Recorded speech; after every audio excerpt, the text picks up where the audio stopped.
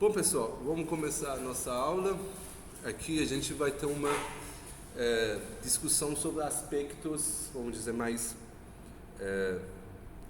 teóricos, fundamentais de ciência de dados. A gente já viu, na primeira fase, na primeira parte do curso, a gente tinha bastante discussão sobre aspectos mais tecnológicos, ferramentais. A gente conheceu várias ferramentas, a gente conheceu Orange, a gente conheceu Pandas, a gente conheceu SQL, muitas linguagens. Agora a gente começar a fazer a parte mais, vamos dizer, fundamental, matemática, análise, né, que a gente tem. Então, vamos lá. Onde que está meu mouse? Aqui.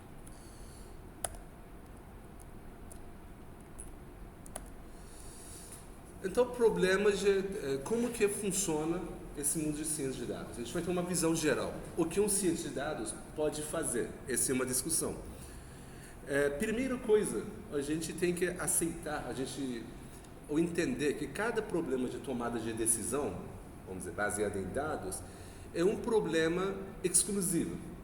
Então, você fez uma análise para para uma fábrica automobilística, é diferente da análise que você vai fazer para um supermercado, uma rede varejista.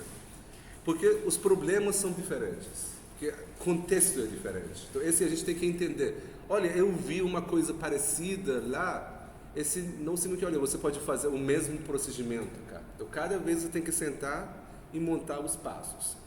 A gente vai discutir sobre os passos, tá?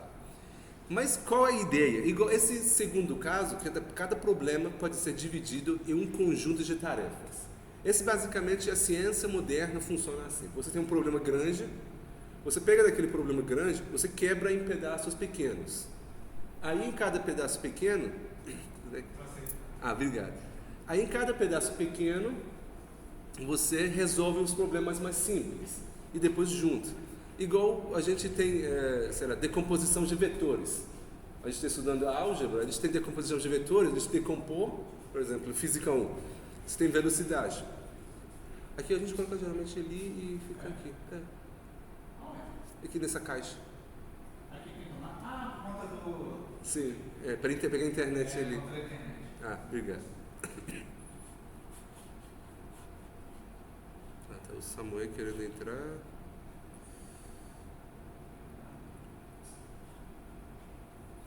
Tá. Então a gente pega o problema grande, você está querendo estudar porque o número de clientes está diminuindo de um negócio. O que você vai fazer? Esse é um problema muito grande. Talvez você tenha que você agrupar os clientes. Você conheça os clientes. Você começa a entender perfis de clientes. E aí depois você começa a estudar qual tipo de perfil que você está perdendo. Então o problema é grande, aí você divide em pedaços pequenos e a gente resolve cada pedaço e depois você toma uma decisão geral, o que vai fazer. Mas nesse processo, algumas tarefas são mais comuns, né? Tipo agrupamento. Porque depois você pega o problema, você transforma em dados, aí você pode ter técnicas comuns, tipo técnicas de agrupamento de dados. Então, esse técnico é comum, mas algumas técnicas são restringidas para alguns problemas bem específicos. E a gente vai ver alguns exemplos disso. E no final, são muitos algoritmos dentro de ciência de dados. Tá? São muitos algoritmos, especialmente onde fica a estatística, são muitos algoritmos. Mas aí a gente fica confuso. Mas a questão é que a gente consegue pegar esse gama grande de algoritmos entre um conjuntos menores de algoritmos. E dependendo do problema, eu vou consultar um conjunto menor de algoritmos. E vou utilizar tá bom, eu quero fazer agrupamento. Tá bom, quais são os algoritmos de agrupamento? Eu quero fazer uma classificação. Quais algoritmos fazem classificação? Aí você escolhe os algoritmos melhores para uma tarefa que você quer fazer. Eu volto para esse caminho. Então a gente quer agora discutir sobre tipos desses algoritmos que a gente tem aqui. Então agora vamos conhecer algumas tarefas fundamentais que um cientista de dados pode fazer. Então quando a gente começa a enfrentar um problema, então o primeiro trabalho que a gente precisa fazer dentro de ciência de dados, classificação. Por exemplo, você trabalha numa empresa de telefônica, igual Megatel Co, uma empresa que eu inventei, peguei do livro, na verdade. Essa empresa pode imaginar TIM, pode imaginar Claro. Aí você tem as perguntas. Você quer lançar uma promoção, uma oferta, você quer perguntar qual tipo de cliente, quais clientes podem acertar essa oferta. Então esse trabalho de classificação, você tem resposta sim ou resposta não. A gente está aqui, a pessoa está configurando a máquina de transmissão. Não, então, eu vou gravar aqui. O som vai sair daqui, então você pode fechar o som gelar. Mas Bom, então um trabalho de classificação. Por exemplo, você trabalha numa empresa telefônica e você quer lançar uma promoção. Em geral, lançar promoção é uma coisa que todos os negócios fazem. Mas aí você não pode lançar promoção geral, você tem que lançar para um grupo específico que você sabe que eles vão aderir mais e vão trazer mais lucratividade, porque vai aceitar a promoção e vai virar um cliente fiel. Porque não vale a pena você lançar para uma promoção para um certo grupo, que vão pegar a promoção, quando depois terminou a promoção e vão largar a sua empresa, vão para outra empresa. Então você tem que conhecer os seus clientes. Mas a princípio é isso, você tem uma pergunta, esse cliente específico vai aceitar a promoção ou não vai aceitar a promoção? Então a resposta é sim ou não. Então esse é o trabalho de classificação. Aí outro trabalho relacionado é que, tá bom, o cliente vai aceitar ou esse não? Essa é uma forma muito rígida. A gente gostaria de saber qual é a probabilidade de aceitar. Então a gente gostaria que nosso modelo, que a gente vai construir, nossa análise, dê para a gente, olha, esse cliente com possibilidade de 80% vai aceitar, outro com probabilidade de 70% não vai aceitar. E aí a gente vai conseguir ter uma decisão melhor, baseada nessa probabilidade.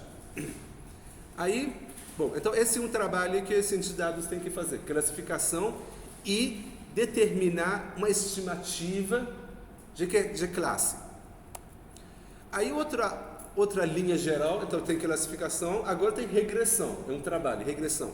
Tá bom, por exemplo, um exemplo pode ser isso, quanto um cliente usará do serviço?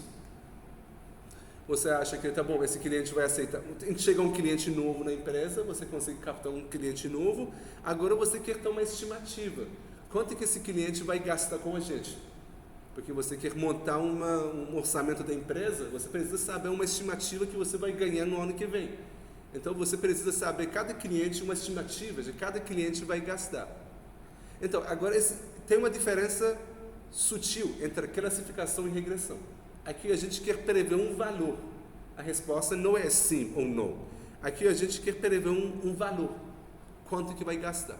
Então, esse, de novo, é um trabalho que o cientista de dados pode fazer. Agora, vocês podem pensar sobre tipos diferentes de regressão, em trabalhos diferentes. Então, aqui, essa discussão que a gente tem é uma discussão bem geral, mas seria interessante, cada um, agora vai pegar um banco de dados, para a segunda fase, segunda apresentação, a gente tem que pensar sobre... Eu sento aqui, acho que fica melhor. Cada um sentar pensar sobre naquele banco de dados, daquele problema, como que fica a regressão, como que fica a classificação. Às vezes você quer classificar a qualidade de um produto, às vezes você quer prever o consumo, prever gasto, por exemplo. Ou na parte de trabalho científico, porque todas essas abordagens que a gente está falando, eu estou falando mais da questão de negócios, mas pode ser aplicado dentro da ciência. Qual será, por exemplo, você usa um trabalho de regressão para prever temperaturas de amanhã, baseado no série temporal que você tem, que prevê. O Rafael tem projeto de poluição. Aí você pode tentar prever a poluição nos próximos dias.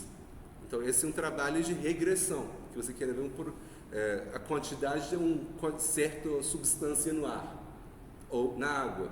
Então, esse trabalho de regressão. Ou às vezes você quer dizer que não, essa água é poluída, potável ou não é potável. Esse trabalho de classificação.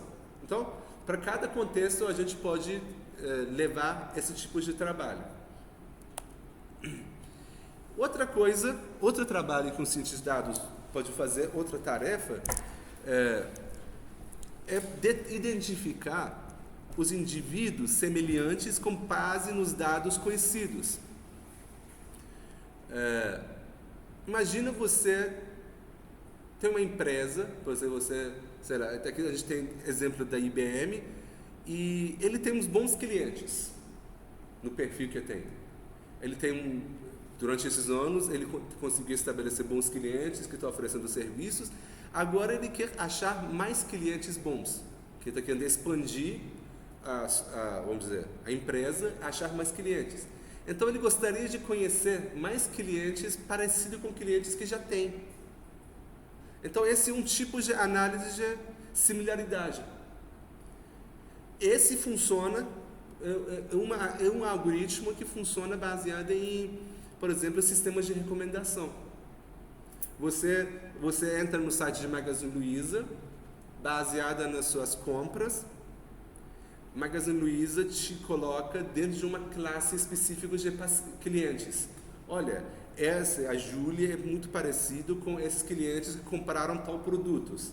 Então vai começar a te sugerir, te recomendar produtos que outros clientes que se parecem com você fazem. Então conhecer clientes similares é uma área que a gente pode fazer. Agora, para fazer o quê? Isso depende do negócio. Conhecer tipos de perfil de clima, cidades, por exemplo, acho que talvez seja importante, por exemplo, cada região tem umas características específicas, que o tipo de ar diferente, por exemplo, talvez afeta a altitude,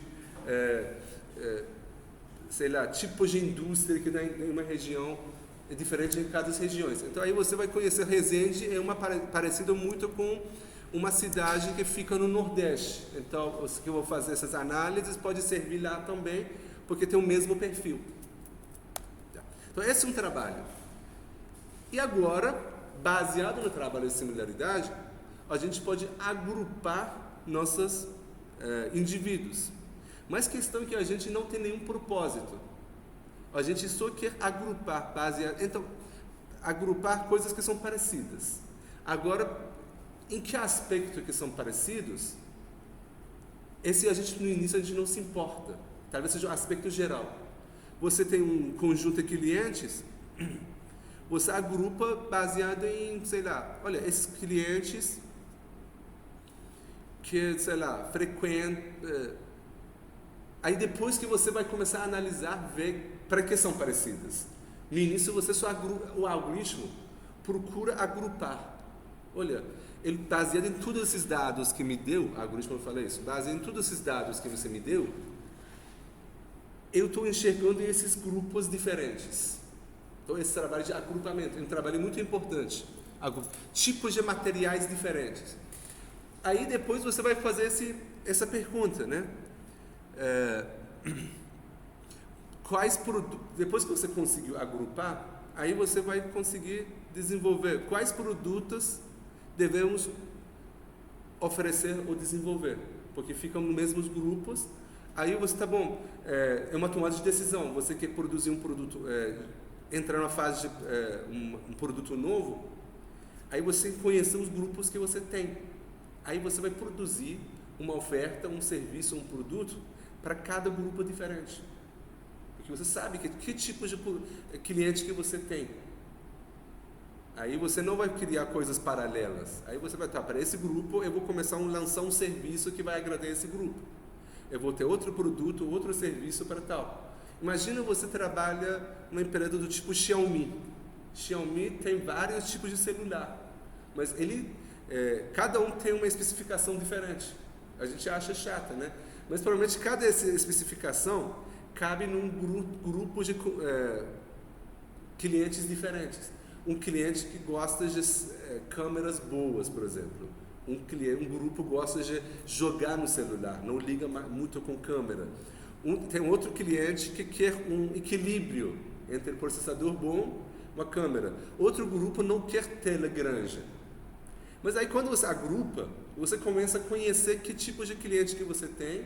Aí você produz celulares base para cada grupo diferente. E aí você vai até poder agrupar suas equipes de venda.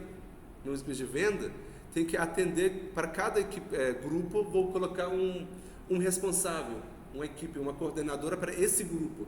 Então ele vai focar nesse grupo para poder vender produtos para esse grupo, porque cada grupo vai ter uma coisa diferente do outro grupo.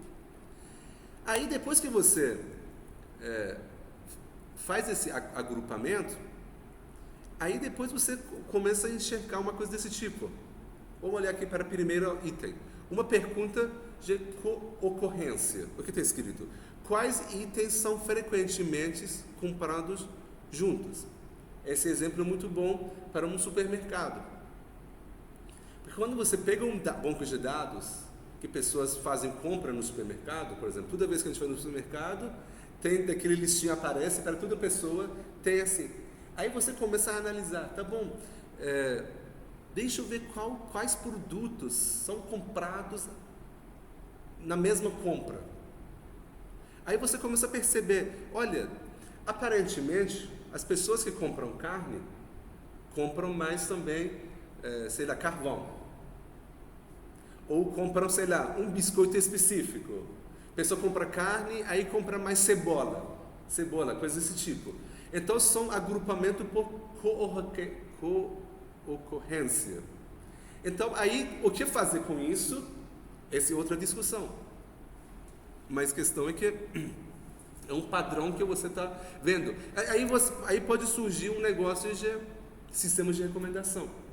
Aí você coloca a cebola ou daquele biscoito mais perto da parte que é açougue, que vende carne. Então a pessoa está lá, parece que você começa baseado em tentação. Ele vê daquele produto e começa a gostar. Vou comprar isso. Ou você pode, de novo, generalizar isso para outras coisas, tipo fenômenos que aparecem na natureza, talvez um fenômeno é isso, mas você vê que outro fenômeno parece diferente, mas acontecem juntos. O comportamento político, comportamento social. Então, em todo contexto a gente pode ver das coisas que acontecem ao mesmo tempo. Esse pode trazer bastante experiência, mas aí quando a gente reporta isso, a gente tem que colocar uma análise estatística. Em 50% dos casos que pessoas compraram carne moída, foi observado que eles compraram molho pimentado. Então, a gente recomenda fazer uma coisa desse tipo. Então, ciência de dados tem que colocar um daqueles gráficos bonitos, que você, olha, 90% das pessoas compraram isso, tem que comprar um outro também. Então, a gente está observando uma frequência interessante. Mas aí depois você pode montar testes de hipótese, porque às vezes essa por que eu coloquei esse termo tão difícil? Corrência é uma coisa meramente baseada em chance, não seja verdadeiro, mas é um indício, você pode ter convicção. Aí depois, esse trabalho que vem, perfilamento, vem depois do agrupamento. Então você cria grupos, aí você quer conhecer os grupos. Aí um exemplo, pode ser isso. Você tem vários grupos de clientes de uma empresa telefônica, aí você começa a perguntar qual é o uso típico de celular nesse segmento de clientes. Para que usam celular? Para ir para mais redes sociais?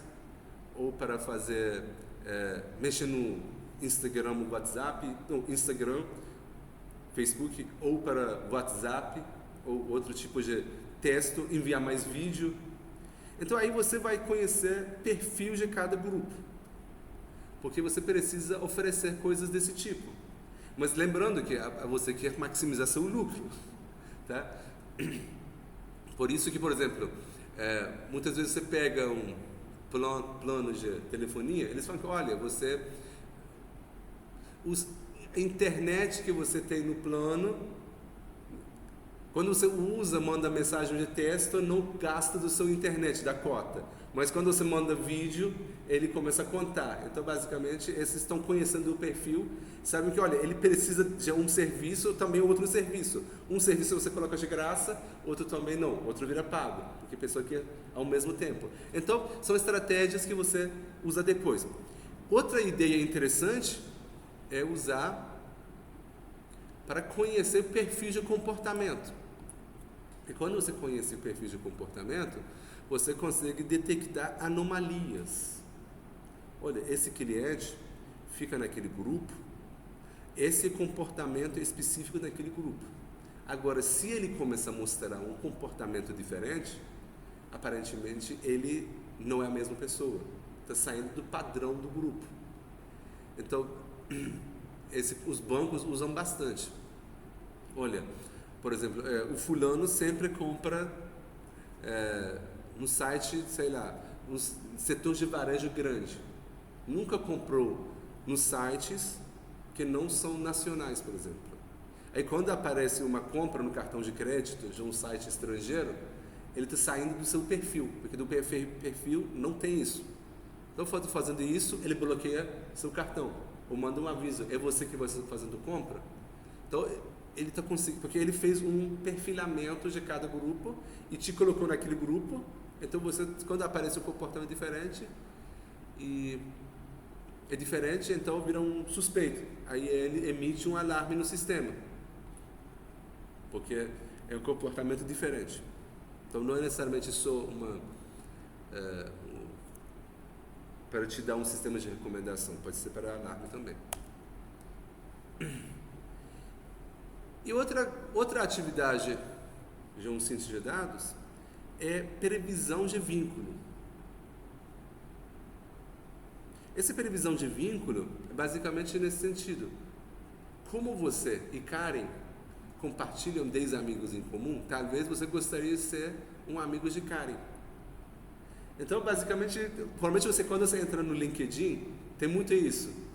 Você, sei lá, fulano tem 10 amigos em comuns, por exemplo. Talvez você queira fazer amizade com fulano, porque ele está percebendo que, olha, deve existir um vínculo entre você e o fulano que não existe um vínculo de amizade. Então, ele oferece esse tipo de vínculo. Ou esse pode ser no Instagram também. Ele classificou, olha, você pode agora imaginar várias coisas. Vários amigos, várias pessoas compraram tal produto que tem o mesmo perfil parecido com você, então você talvez queira comprar daquele produto, ou se entrar naquele grupo específico dentro de seguir daquele página específica no Instagram. Então, também é uma tarefa de um cientista de dados, um algoritmo, para conseguir prever essas coisas. Ou seja, vira a previsão de um vínculo. E também você preve um vínculo, seria interessante você estimar a força daquele vínculo. Talvez o vínculo seja muito pequeno, você... Não. Oi?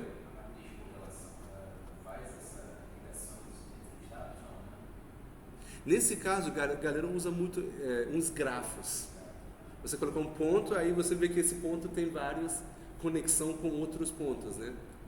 Você, sei lá, cada pessoa vira um ponto no gráfico. Aí, quando você tem conexão, você vê que são várias ligações entre pontos diferentes. Aí vira, aqui acho que está escrito, um gráfico entre os clientes e os filmes, por exemplo. Então, exemplo, você vê que cada cliente é um gráfico. Aí você vê que, ou você coloca dentro de um grupo, aí você olha, existe muitas conexões. Essa é uma forma que a Google começa a classificar a importância das páginas. Porque esse é um algoritmo principal do Google. Vocês procuram esse algoritmo muito interessante. Ele olha, por exemplo... porque você procura um termo específico no Google, ele te oferece várias páginas.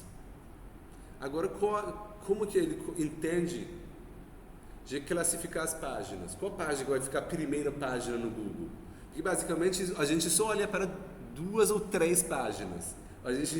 O resto vira um dark web, né? Nunca a gente vai para a 4ª ou 5ª páginas. Ele olha, por exemplo, porque quando a gente tem uma página na internet, geralmente ele cita outras páginas. Olha, para mais informações você procura outra coisa. Aí tem um algoritmo do Google, ele dá importância para cada página. E quando uma página importante cita outra página também vira importante. Então ele mostra uma força de um vínculo. Então basicamente quem indica, você quer entrar numa empresa, é diferente de quem te indica. O gerente executivo está te indicando ou um funcionário normal. Então a importância dos links que aparecem para o Google, basicamente vem daqui. Quantas outras páginas te indicam e quantas páginas importantes te indicam. Aí tem uma soma aqui, quando o peso fica muito grande, você aparece nas primeiras recomendações do Google.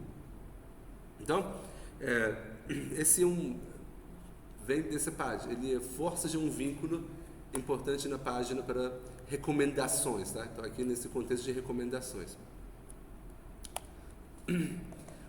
Agora, um trabalho de cientistas de dados para fazer análise, esse não é um resultado final, mas esse é uma tarefa. A gente tinha uma reunião essa semana com galera por exemplo, de umas empresas da região. Eles querem utilizar dados dos sensores dos carros, por exemplo, um carro normal, um ônibus, caminhão, um carro que a gente tem, ele tem acho que mais de 200 sensores. Cada sensor captura uma informação sobre o carro. Aí ele entra num central do carro. Aí você pode utilizar esses dados para ver se o motorista está dirigindo bem ou não. Seria interessante, a gente tinha um perfil, por exemplo, Uber pode utilizar esses dados para medir, ou seguradoras usam isso. Seguradoras, muitas vezes, eles usam dados do seu celular, quando você liga o Uber, para ver como que você está dirigindo. Acho que não sei, Pierre está usando, eu vi algumas seguradoras estão usando essa informação, de como que você está dirigindo, para precificar seu seguro. Mas são muitos dados que eles estão coletando.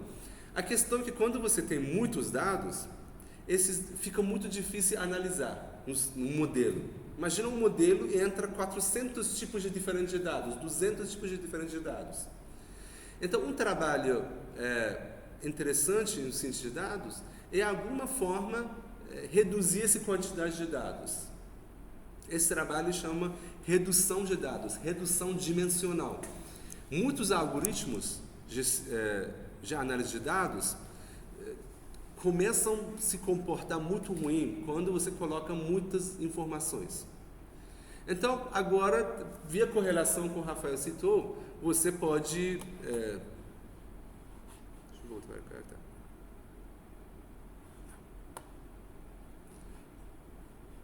Onde que eu estou? Tá. Via correlação, você pode ver dados mais importantes.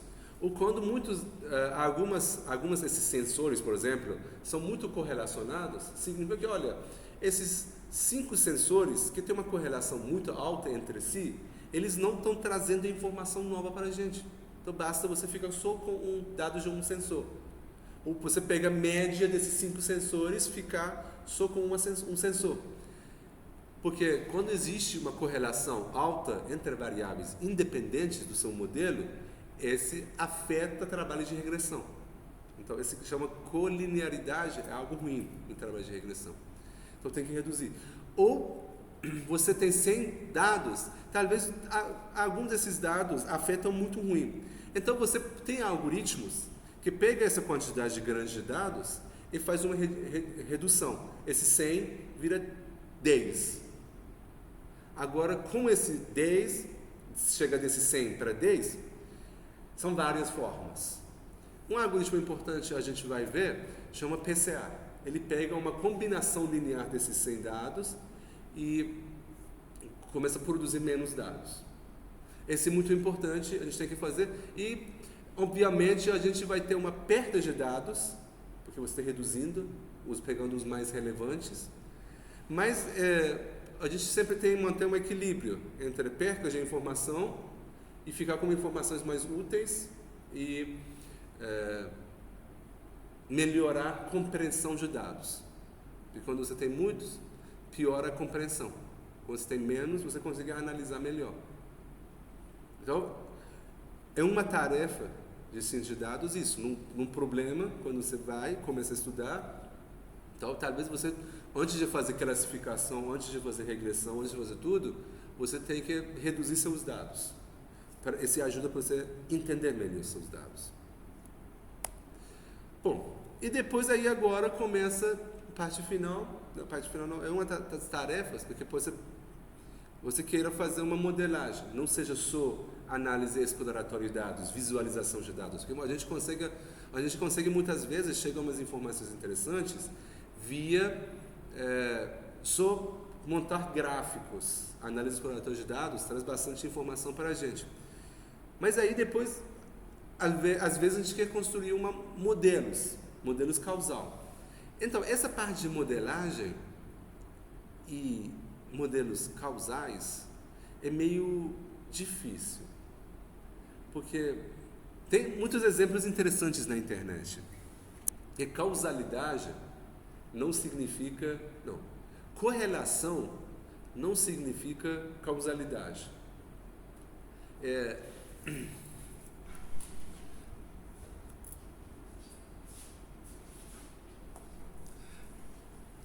Então isso significa, porque muitas vezes a gente observa uma correlação entre, por exemplo, tem alguns exemplos interessantes. Deixa eu ver aqui na internet.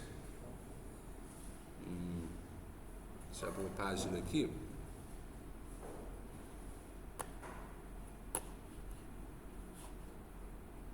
Cadê? Aqui, deixa eu compartilhar aqui. Tem que ir para nessa direção. Aqui. Eu vou compartilhar. Cheguei aqui.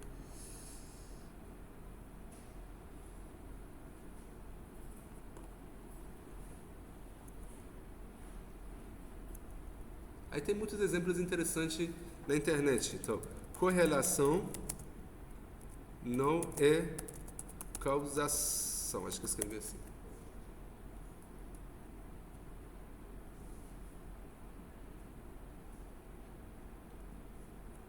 Vou aumentar a tela aqui.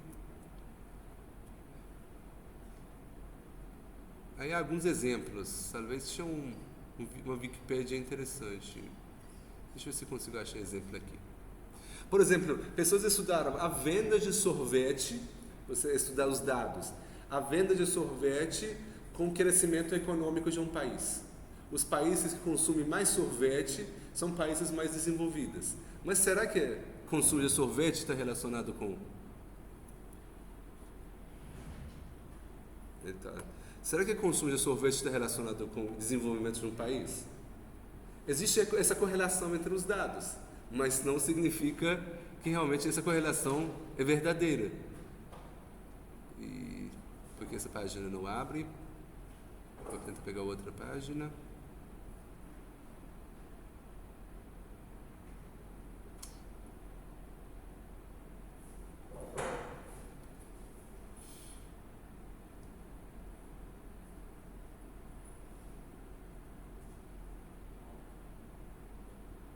Não está abrindo. Obrigado pela...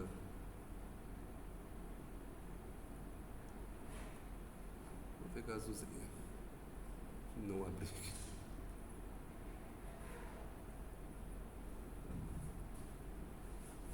Deixa eu colocar aqui exemplos. De gráficos bem interessantes. Exemplos.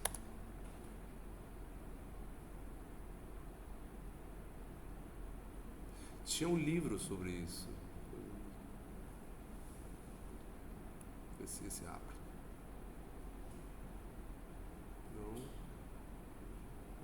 se abre. Será que esse vai? Ele está falando da parte matemática da história. A gente não quer entrar por aqui.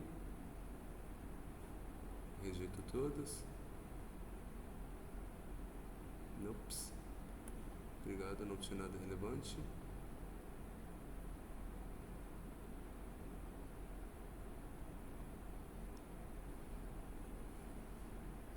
Bom, aqui está dando.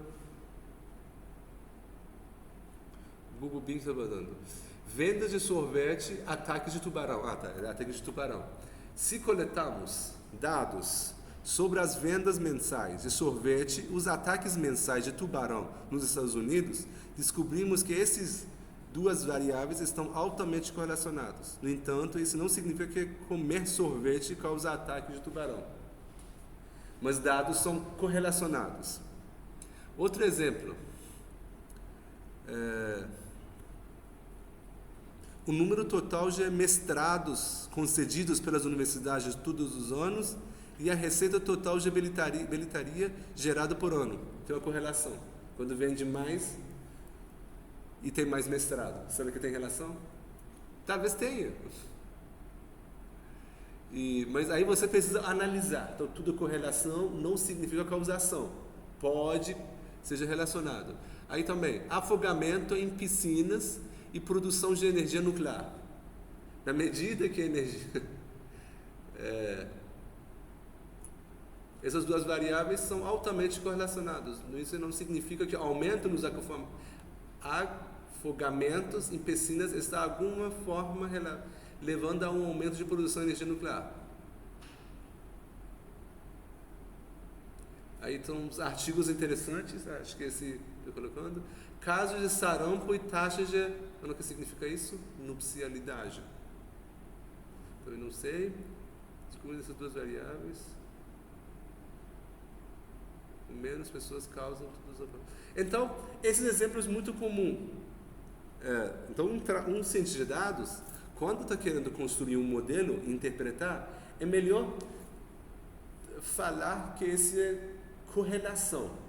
Para falar sobre, olha, esse é a causa do outro, esse precisa entrar na ciência, não é só muito dados. Então, por isso que a gente ainda gosta de fazer ciência.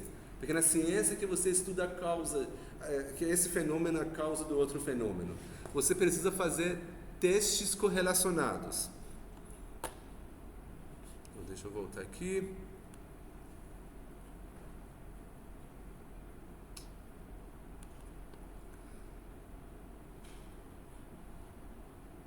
Geralmente, para a gente interpretar como causalidade, a gente precisa fazer testes, experimentos.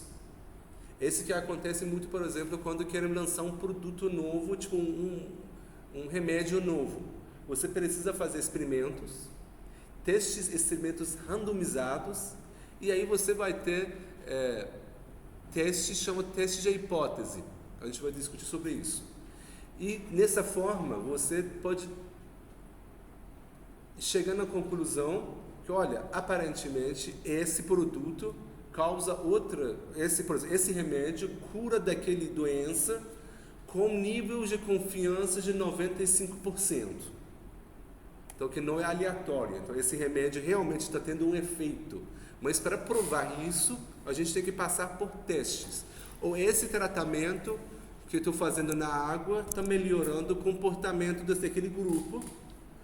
Mas a questão é que você vai ter um nível de certeza. Como que a gente vai fazer isso? Você tem que fazer uns experimentos, testes randomizados, bem elaborados.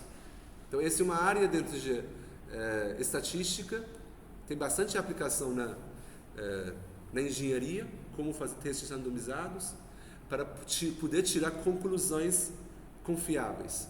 Que, olha, esse resultado não vem da sorte, de chance, não é baseado em chance. Realmente existe uma correlação causal. Mas sempre a gente precisa explicar no relatório que, olha, a gente fez esses testes, a gente coloca as suas hipóteses e explicar muito bem. Senão, vai parecer como mais um fraude do que coisa desse tipo. Bom, Agora, essas eram as tarefas que um cientista de dados, daquele trabalho geral que vai fazer, vai decompor em trabalhos pequenos, aí vai precisar de ferramentas para resolver. A gente viu algumas abordagens, ferramentas que pode utilizar. São coisas que vocês têm que fazer nos projetos. Talvez seria mais interessante, antes de pegar um conjunto de dados, você começa com uma ideia. Olha, como que eu posso escolher um cliente bom para empresas de um varejo? Será que clientes de um shopping são diferentes? Aí você procura dados.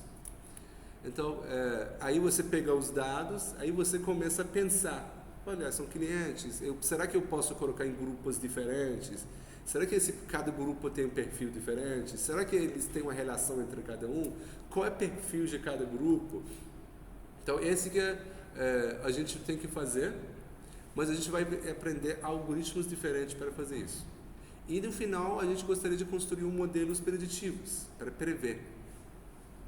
Quando chega um novo cliente, para você prever a classe desse cliente novo.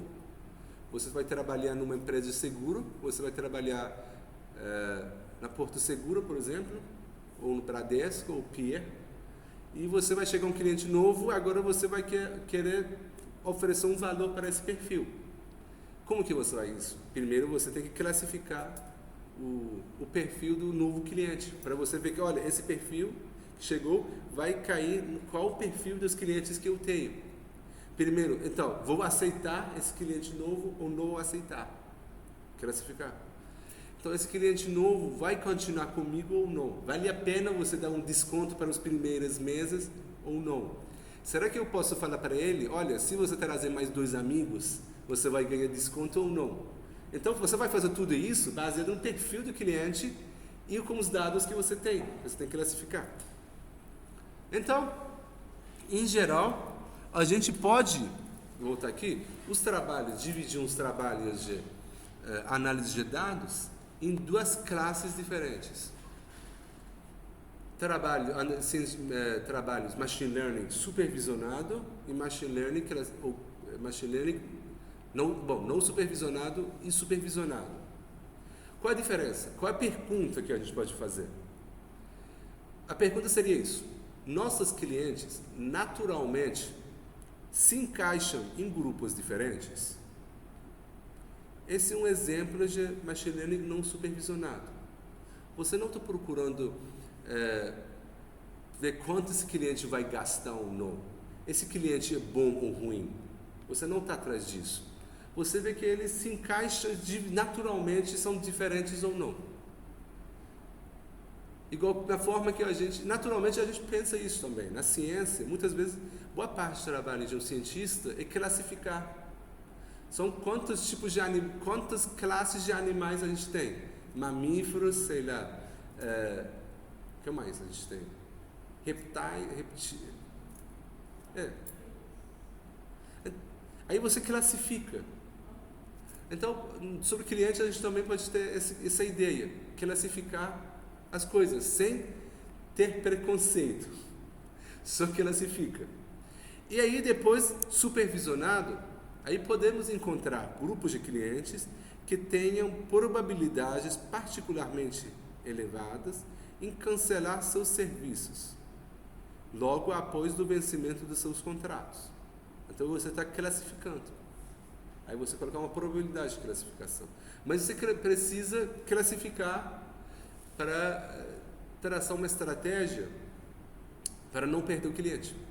Porque quando você vê, olha, tem possibilidade muito alta que esse cliente vai sair, a gente gostaria de segurar o cliente, porque a gente sabe como é difícil arrumar um cliente.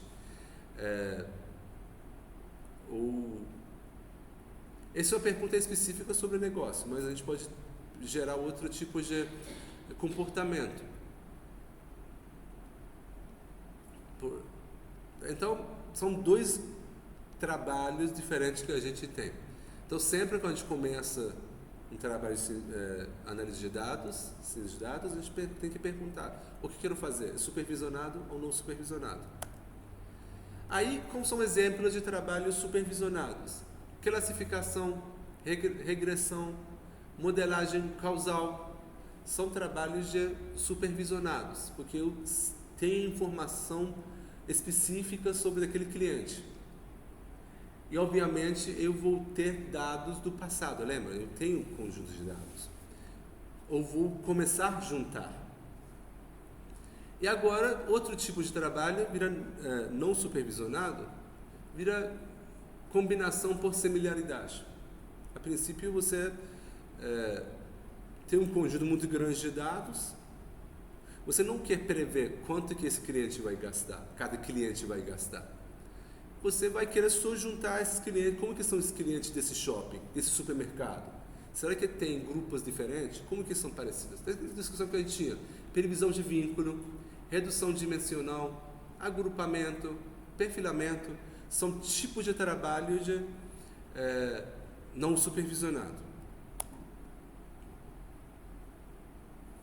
Aí começa uma discussão geral. Vamos dar um intervalo aqui, porque agora a gente vai começar a discutir sobre outra coisa.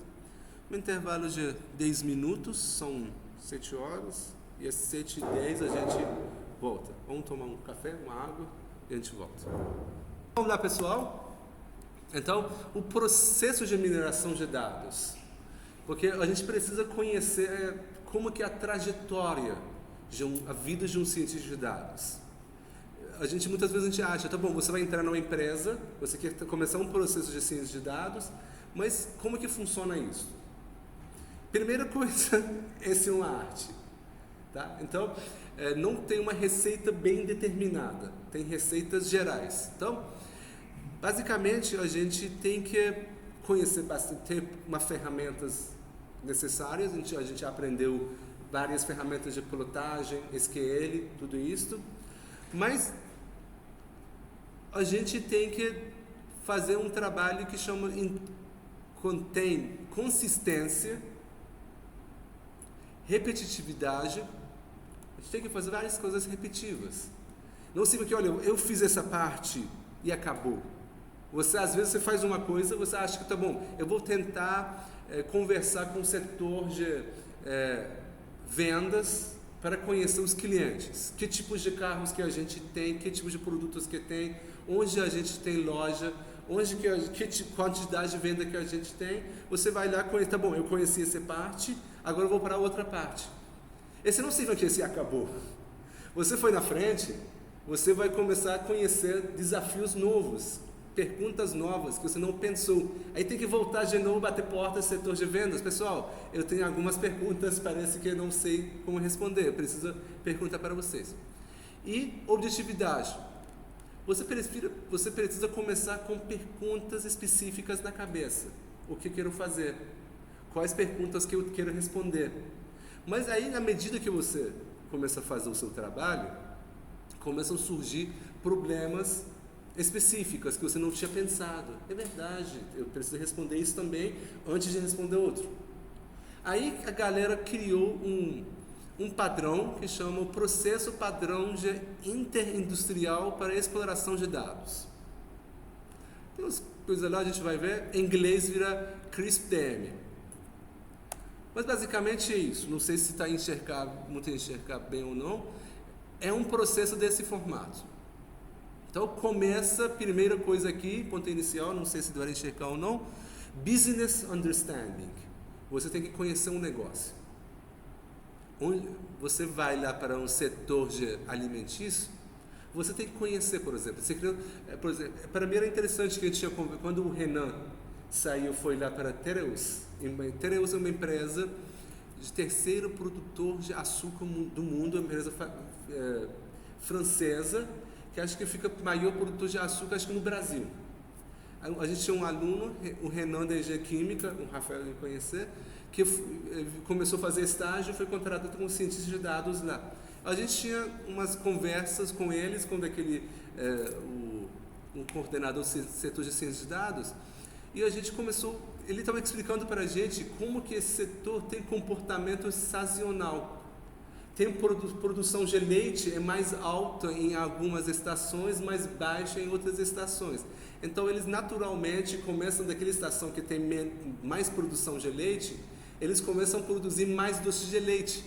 Quando eles têm menos produção de leite, eles têm que começar a produzir outra coisa. E talvez fazer estoque de produto, coisa desse tipo. Então, esse conhecer o mercado é um assunto muito interessante, muito importante. Porque às vezes você acha que você conhece, mas às vezes você não conhece. Você tem que começar com engenheiros da área, você tem que ir na linha de produção, conversar com o operário que está lá, ver como que é lá. Por exemplo, a gente quer fazer um projeto com detecção de... Por exemplo, entra uma chapa para uma empresa, e esse chapa, eles chegam nos rolos grandes, entra lá, eles cortam a chapa, vira produto tipo spray de desodorante. Mas muitas vezes essa chapa entra com defeito na linha de produção. Aí é interessante você conversar com o trabalhador que fica responsável por detecção, agora manual, desse defeito na chapa. Como que você vê? Você vê que muitas vezes eles inventaram os caras estão lá há 20 anos, 10 anos. Ele tem técnicas interessantes para detectar, por exemplo. Então, como que você detecta a chapa? Ah, não, cara, eu coloquei 2 lâmpadas fortes aqui, ele quando tem um defeito, aí joga uma sombra lá, coisas desse tipo. E como que você tira? Você para a linha de produção ou não? Você deixa uma coisa mais inteligente. Às vezes ele fala que não, eu estava conversando, não, a gente deixa ir lá quando alguns defeitos é possível detectar na hora, às vezes não, o defeito entra, quando entra numa piscina de pintura, aí aparece lá, a gente tira lá, antes de chegar na parte de construção de spray, por exemplo.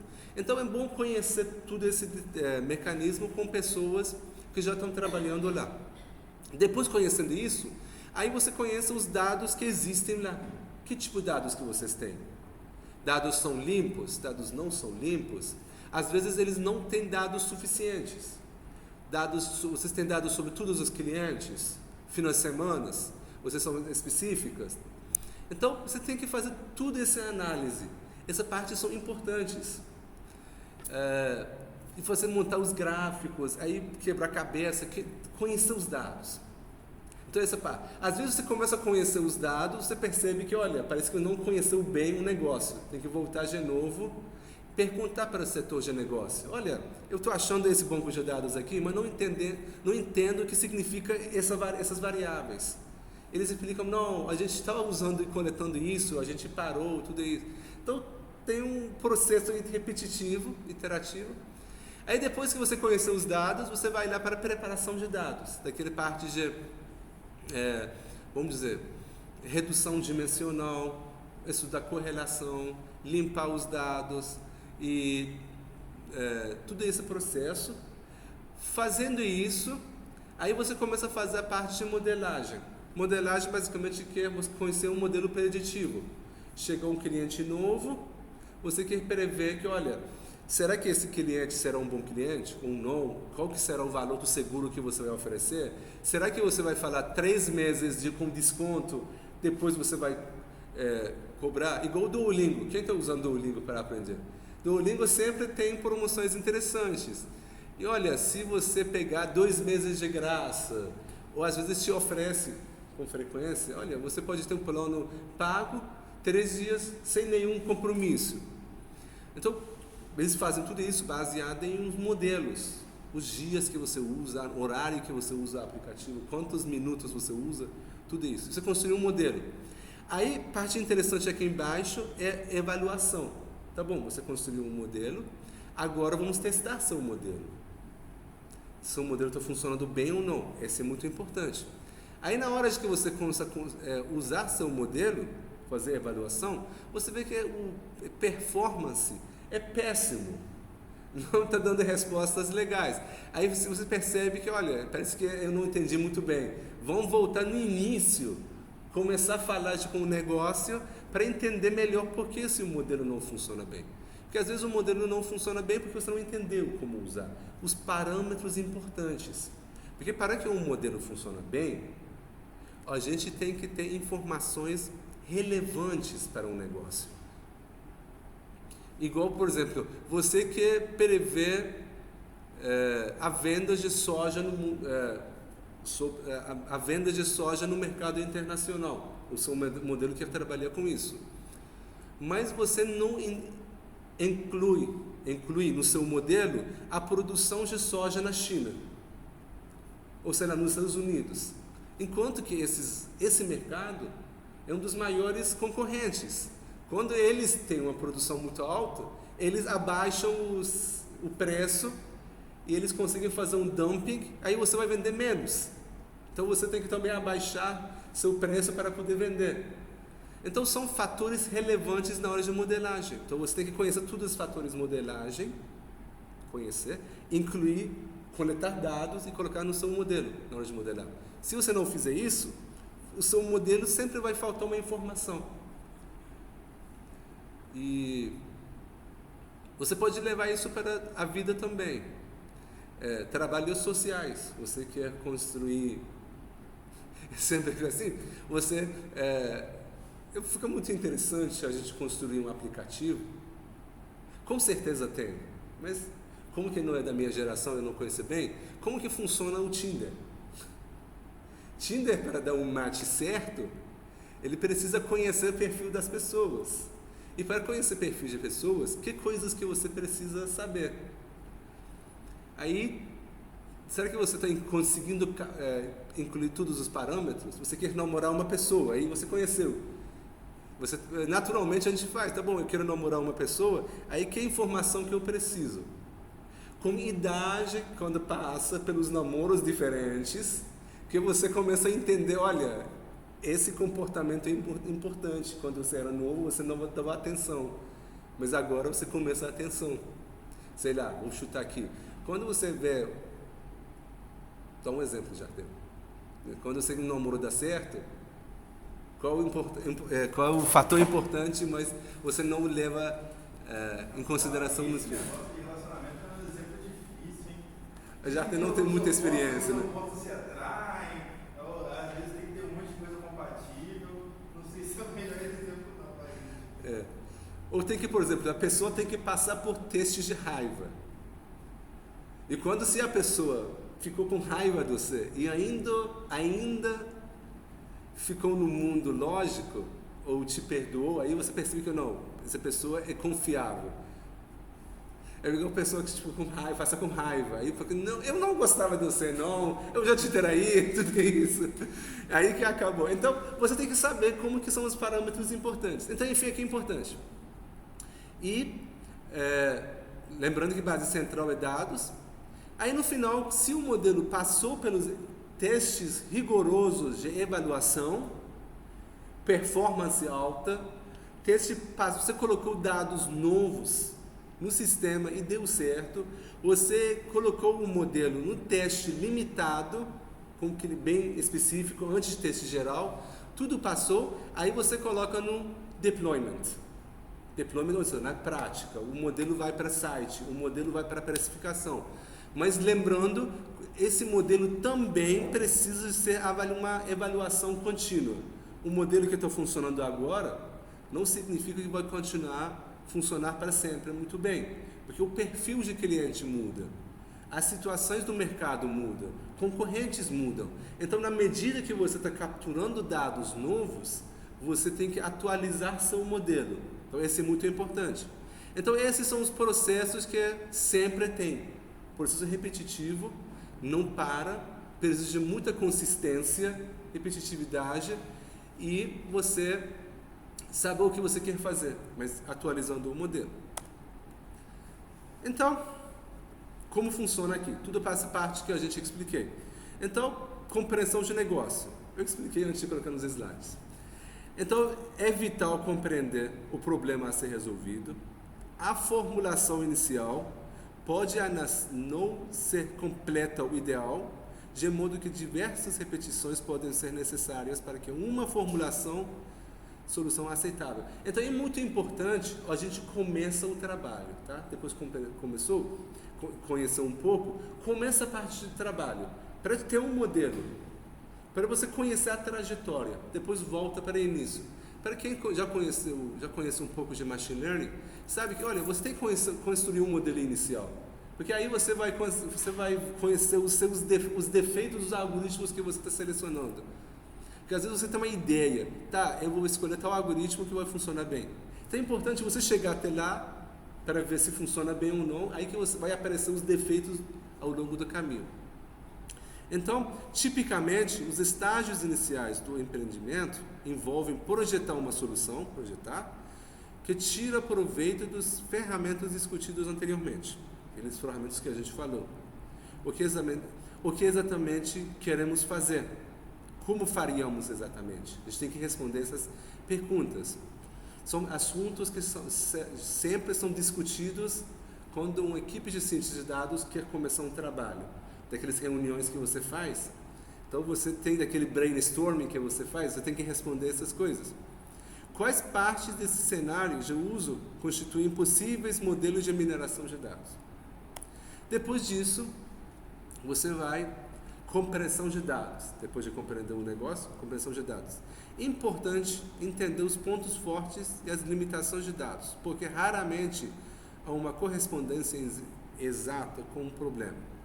Então você tem que se virar, porque às vezes você fala que não, você compreende os dados, você quer, tá bom, eu vou querer mais dados, mas às vezes não é possível, é muito caro construir dados, coletar mais dados novos. Aí você se virar dentro daqueles dados que você tem. No entendimento de dados, precisamos escavar a superfície e revelar a estrutura do problema de negócios e os dados que estão disponíveis. Em seguida, combiná-los a uma ou mais tarefas de mineração de dados para que possamos ter ciência e tecnologias substanciais para aplicar. Porque dados que a gente tem, agora voltar, tá bom, eu vou conseguir fazer classificação, regressão, perfilamento. Aí que surge, porque cada tipo de dados, cada tipo de algoritmo é adequado para um tipo de dados. Aí preparação de dados, a gente já discutiu. Essa parte, geralmente, 70% de trabalho de ciência de dados fica nessa parte, preparação de dados, é muito chato, e é a parte que precisa realmente mais insistência, e é importante a gente ter cuidado com o não vazamento de dados, porque vazamento de dados, talvez você quer prever quanto um cliente gasta por mês sobre um perfil. Mas aí, dentro dos seus dados, você coloca o plano que o cliente tem. E geralmente o plano que o cliente tem indica o gasto que ele vai ter. Então, você tem que fazer essa análise. Porque quando você tem esse vazamento, esse dado vai funcionar muito bem para os dados que você tem. Mas quando chega um cliente novo, você não sabe qual plano que ele vai pegar. Para depois ele agora gasta o lucro que você vai ter com esse cliente. Então você detecta um perfil de um cliente, você detecta um cliente novo, aí você quer mandar uma oferta nova, mas você não sabe ainda qual plano que ele vai pegar. Então você não pode ter uma estimativa de lucratividade do cliente. Mas no seu modelo você tinha. Seu modelo você colocou ali, olha, plano do cliente é plano Black tal. Então sabe que, olha, o cliente que tem plano Black, ele vai gastar muito com a gente. Mas na prática você não sabe na hora de lançar uma oferta. Então na hora de treinar o modelo, se você colocar a coluna de dados de plano atual, você está vazando a informação para o modelo. Então você tem que ter cuidado bastante sobre isso. Pensar sobre a lógica da ideia. E a parte de modelagem, a gente discutiu bastante sobre isso. É importante que a gente tenha uma impressão, ideias fundamentais, técnicas, algoritmos que a gente viu. Modelagem, a gente vai usar, a gente vai ver alguns algoritmos aqui. Começa de machine learning normal, redes neurais, tudo isso, são algoritmos aqui. E muitas técnicas. Avaliação. O objetivo da fase de avaliação é estimar os resultados da mineração de dados de forma rigorosa. Aqui a gente não tem que se enganar, a gente tem que ter bastante seriedade e obter confiança que são válidos e confiáveis antes de avançar. Geralmente quem faz a avaliação não é a equipe que está construindo um modelo. É outra equipe que faz teste. Geralmente uma equipe rival. O cientista de dados deve pensar sobre a compreensibilidade do modelo para que os investidores, não apenas para os cientistas de dados. Quando você está fazendo a avaliação de dados, geralmente você leva um modelo novo para um grupo de investidores, para executivos da empresa. Porque você tem que convencer eles, esse modelo é melhor. Então você tem que conseguir justificar o modelo para que esse modelo é melhor do modelo atual.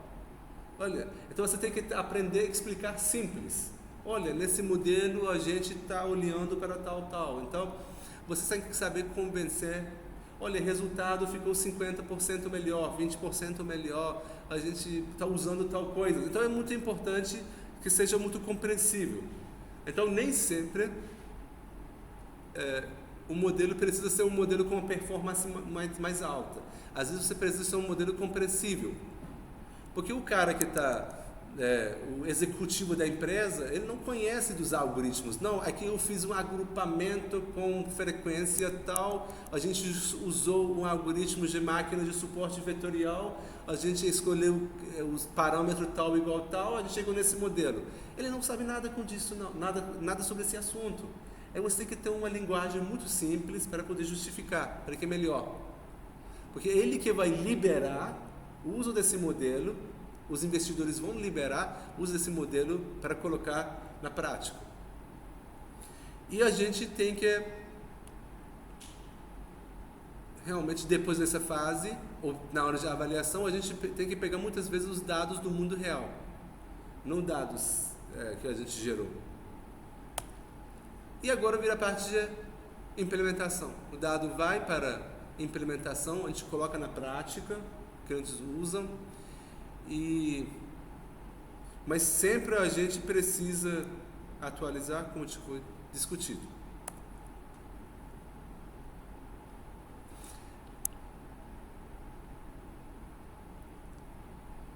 É aqui que a gente, bom saber que as equipes de cientistas de dados têm que trabalhar com outras equipes também, tipo engenharia de software.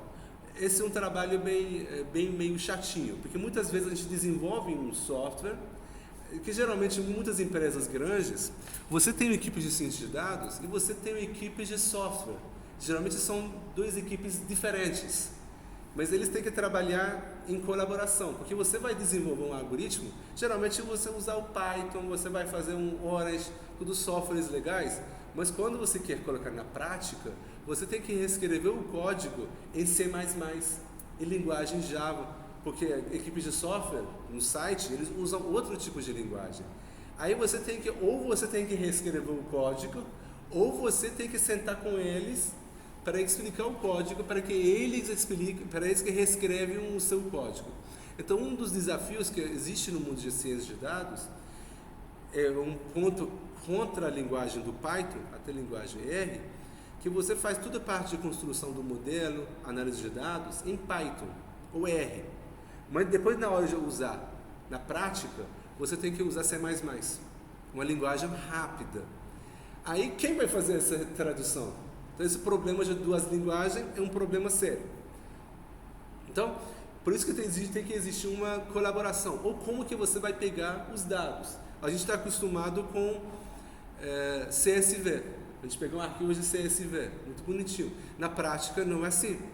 Na prática, raramente você vai ter arquivo CSV. Você tem que se conectar a uma API, um banco de dados, por exemplo, SQL, você puxar de lá, ou quando alguém da área de software entrega dados para você, eles entregam formatos meio estranhos. Porque CSV é um dado muito fácil de ler, mas não é compactada. Então, um arquivo no formato de SQL que você recebe, que talvez tem 100 MB, se você transformar em CSV, vira 1 GB. CSV é um arquivo muito bonitinho para muito, vamos dizer, treinar, na prática não. Então você tem que conversar com a galera do software, que como que esse banco de dados funciona, como seus algoritmos são eficientes ou não, e tudo isso. Tá. E aí outras tecnologias que a gente precisa saber como engenheiro de dados, aqui a gente aprendeu algumas coisas, a gente precisa saber um pouco de estatística, que a gente vai ver na próxima aula, a gente vai ter uma discussão sobre estatística descritiva e inferencial, para conhecer, interpretar os dados, testes de hipótese, intervalos de confiança, daquele resultado que a gente tem, até que ponto que é confiável, tudo isso. A gente precisa ter uma consulta com bancos de dados, então a gente já viu bastante. Armazenamento de dados, esse não é muito de ciência de dados, mas a gente precisa ter uma ideia, e daqueles bancos de dados grandes, porque essa parte está ficando cada vez mais importante para os cientistas de dados, porque agora a maioria dos dados, as empresas estão colocando na nuvem. Então, ciência de dados, acho que talvez eu tenha que colocar isso nas próximas edições do curso, de como trabalhar com AWS, como trabalhar com Azure, da Microsoft. Porque agora tem muitos dados, ferramentas estão ficando na nuvem. Então agora você tem que, como aqui você no seu computador, você vai se conectar com lá, como que você vai... Aqui a gente sabe como mexer com o Google Colab, é muito simples. Mas tem muitas coisas mais complexas que estão na nuvem. E está tendo muita demanda. Eu sei, se alguém tiver certificados da AWS, muitas empresas vão contratar ele no dia seguinte. É uma sugestão, porque eu estou recebendo, vamos dizer, AWS, sugestões, que olha, vem aqui, a gente paga uma parte do certificado para você ganhar certificado de instrutor de AWS para treinar pessoas nessa linha. Porque a gente está recebendo a AWS, o Azure, estou recebendo muito procura das empresas que querem pessoas especializadas nessa linha. Mas eles não estão conseguindo treinar, porque não tem professor, estrutura suficiente no Brasil para treinar gente, para poder dar conta do mercado. Então, eles estão pagando, vamos dizer, mas pela burocracia, eu tenho que pegar um certificado internacional, que é pago. Eles falam que, olha, a gente paga metade desse valor, você paga o resto. Isso. Eu falei, cara, primeira coisa, eu não sei mexer com a AWS ainda, então, nesse nível, sou no nível básico. Mas se alguém correr atrás, vai conseguir bastante emprego com isso. Saber mexer com essas ferramentas na nuvem. Então, esse talvez seja o próximo passo para um cientista de dados. Saber fazer todo esse processo na nuvem. Porque muitas vezes é mais fácil para empresas de contratar um serviço na nuvem do que colocar servidores na empresa. E aí, depois desse trabalho de análise de regressão, a gente vai ter uma discussão ainda sobre isso. Olha, entrando aqui no qual. E aprendizagem de máquina e mineração de dados, que a gente vai ver ainda sobre isso, modelos de aprendizagem de máquina. Mas são tecnologias que não necessariamente são da parte de ciência de dados, entram mais parte de modelagem, não faz parte de, vamos dizer, análise de dados. E utilização de técnicas, só para a gente ter uma, resumindo aqui. Agora vamos lá, considere um conjunto de perguntas que possam surgir e as tecnologias que seriam adequadas para atendê-los. Então você vai lá no trabalho, dependendo do tipo de pergunta, o que você tem que fazer. Quem são os clientes mais lucrativos? Aí basicamente, se você faz uma consulta no banco de dados, pegar daquele arquivo, carrega no Pandas e pegar daquele coluna e pegar os valores máximos das pessoas mais lucrativas. Aí pode ser, outra pergunta, existe mesmo uma diferença entre os clientes lucrativos e os clientes medianos? Aí vira uma estatística inferencial. E talvez você esteja enxergando uma diferença, mas essa diferença talvez seja resultado de chance, de aleatoriedade no mundo real. Então, para você poder realmente bater martelo, não, existe uma diferença, você tem que fazer uma análise de estatística. Você começa com uma teste de hipótese nula, hipótese alternativa. A gente vai discutir sobre isso. Outra pergunta, mas afinal, quem são esses clientes? Posso caracterizá-los? Esses ciências de dados. Basicamente, agrupamento, perfilamento, tudo isso. E a próxima pergunta pode ser, será que algum novo cliente, em particular, será lucrativo? Vai chegar um cliente novo, você quer saber, será que esse será lucrativo? Quanto rendimento eu devo esperar que esse cliente gere? Esse de novo é um trabalho de regressão. Classificação, regressão, um trabalho de um cientista de dados. Aí observa aqui esses dois. Primeiro, as últimas questões. Primeiro é classificação, segundo é regressão. Bom, então, isso até aqui eram os trabalhos que a gente, uma visão geral sobre o trabalho de ciência de dados, as atividades e as linhas que a gente pode ter. Bom, alguma pergunta até aqui? Não? Tá. Então vamos lá descansar mais 10 minutos. São 7h45 até 7h55. Acho que depois vou entrar na parte de estatística. Tá, então 10 minutos de intervalo. Então vamos, pessoal, vamos um pouco botar a mão na massa. Depois a gente teve uma discussão teórica. Vamos aprender um pouco estatística descritiva. Não sei se vocês já viram isso ou não, mas é bom fazer uma revisão.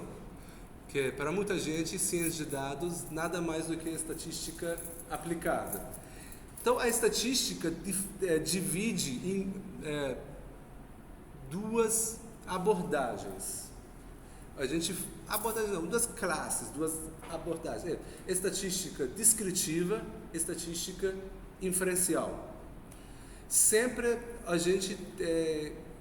como que é a diferença aqui?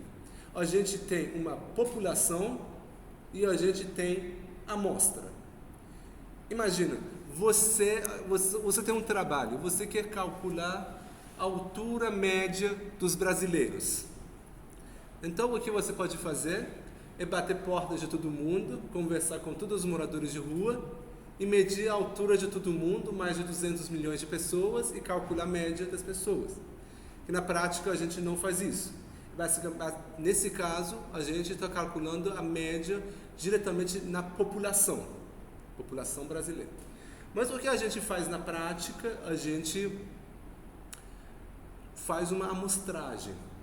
Em vez de medir a altura de todo mundo, a gente seleciona uma amostra. Aí essa é uma arte não, tem muita ciência por trás, de como fazer essa amostragem. Essa amostragem tem que representar a população. Talvez você tenha que ver quantos porcentos de pobre tem na população. Pobre não, talvez não, nesse caso não. Quantos porcento do Sudeste, Nordeste, tudo tem que ficar aqui na sua amostragem. Quantos jovens, quantos idosos. Então tem que montar esse experimento muito bem. Aí você gera uma amostra, aí você fala, olha, agora, e dá a altura média da minha amostra, esse vai representar a altura média dos brasileiros. Quando você interpreta, você faz uma interpretação, você gera uma ideia a partir de amostra para a população, você está fazendo a inferência. Tá? Então você está vendo a seta. A seta aqui, Inferential Statistics, quando você gera informação a partir de dados da amostra, sample, sobre a população. Aí que a boa parte da estatística é isso. E quando você está descrevendo os dados, a estatística da sua amostra, você está fazendo a estatística descritiva. A dificuldade que a gente está trabalhando na ciência de dados, que na ciência de dados, os dados que a gente tem são dados de uma amostra da população. A gente não tem dados, vamos dizer, a gente não tem acesso à população. A gente tem acesso a uma amostra, uma coleta de dados. Então, tudo que modelagem que a gente faz, a gente está fazendo uma modelagem, a gente está fazendo uma interpretação agrupamento, tudo isso baseado nessa amostra. E a gente se espera que tudo isso que a gente está fazendo funcione para a população também. Quando você coloca aquele modelo na prática, na produção, em deployment, você vai pegar dados da população inteira, que talvez seja diferente dos dados que você coletou. Então, tem técnicas dentro de modelagem machine learning que a gente ameniza isso. Que olha, eu sei que meus dados são já uma amostra, mas vou tentar de alguma forma fingir que esses dados vêm de população. Aí vou fazer a avaliação dos meus modelos baseado nessa manipulação. Então sempre você tem isso na cabeça. Todos os dados que você tem são os dados de uma amostra e não é dados sobre uma população. Então você tem que ter muita certeza que essas amostras estão representando muito bem a população, especialmente quando você for coletar dados. Então esse conceito de população, amostra, nunca sai da nossa cabeça. Então essa definição, estatística descritiva, estatística inferencial. Eu estou pegando os dados, esse é um notebook do nosso repositório, na pasta 08, estatística aplicada, aí tem uma pasta sobre a estatística descritiva. Aí onde que fica esse notebook? No repositório que a gente tem no curso. Aí o que significa estatística descritiva? O que tem? Primeiro a gente tem que falar sobre tipos de dados. A gente acho que bastante discutiu sobre isso até agora. Dados são dados categóricos ou dados do tipo contínuos. Existe um ordenamento entre dados ou não. Por exemplo, quando fala, por exemplo, gênero, masculino ou feminino, não tem ordenamento. Estado civil, solteiro, casado, divorciado. Então aqui dados são classificação. Não existe uma ordem aqui. Mas às vezes você tem uma ordem entre os dados. Tipo nível de satisfação. Muito insatisfeito, insatisfeito, neutro, satisfeito, muito satisfeito. Então são diferentes. Eles cada um precisa de um tratamento diferente. Nível de concordância. Classificação de dor. Então são dados ordinários. Aí tem dados, chamam dados tipo intervalar. Nesse caso, são dados numéricos, mas a diferença é muito sutil. Eu não quero entrar nessa discussão, não. Que o zero não entra aqui. Então, vamos pular essa diferença entre tipos de razão e tipos de intervalar, dados do tipo intervalar, tipo de razão. Mas, basicamente, quando você trabalha com proporção. Quando você fala, olha, temperatura aqui é 10 graus. E você vai para 20 graus, esse não significa que é necessariamente 2 vezes mais quente. Porque temperatura é medida nesse ponto de referência. Uma vez você pode trabalhar na escala de Celsius, uma vez você pode trabalhar na escala de... Na escala fundamental. Não. Kelvin. Na escala de Kelvin, você tem temperatura zero. Mas o zero que você tem na escala de Celsius não é um zero real. Então, quando uma temperatura sai de 0 vai para 20, ou depois você 0 para 30, ou para 40, você não está duplificando temperatura de verdade. Porque daquele zero que você está medindo não é zero de verdade. Na escala de Kelvin, você pode falar que, olha, eu estou duplicando a temperatura. Então, tem essas diferenças nesse tipo. Então, são valores contínuos, mas quando você muda a escala, você não está 1.0 absoluto. Então, não é possível realizar uma operação ou proporção significativa. Enfim, então, a gente não entra aqui, mas se alguém quiser, eu coloquei uma descrição aqui, pode entrar. Então, basicamente, a gente colocar aqui dados do tipo categóricos, dados numéricos. Dados numéricos se dividem em 2 tipos, discritos e contínuos. Então, a gente tem Por exemplo, contínuo, número de pessoas em sala de aula. Dados contínuos, sei lá, temperatura, peso, altura, são dados contínuos. Bem simples. Agora vamos conhecer algumas distribuições estatísticas. Essa distribuição estatística, no primeiro tratamento para Machine Learning, ciência de dados, a gente não vai chegar a usar. Mas, por favor, quando vocês terminarem essa disciplina, esse curso, se vocês forem continuar, pegam um livro de estatística e fazem uma leitura legal. Um livro que eu gostaria muito de recomendar, eu postei no grupo, ele é...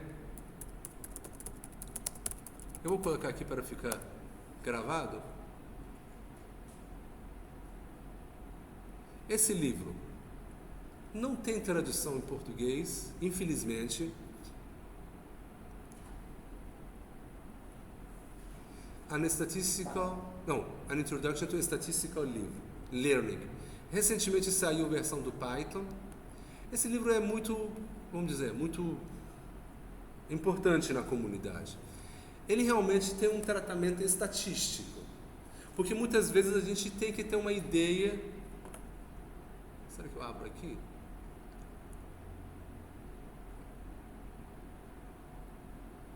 Então ele começa a olhar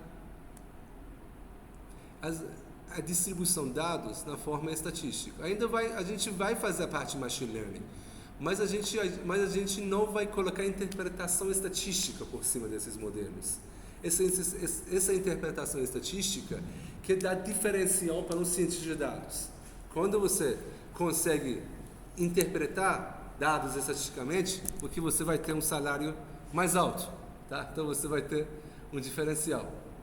Então, onde que eu estava? Estava aqui. Então vamos voltar. Primeira distribuição estatística e distribuição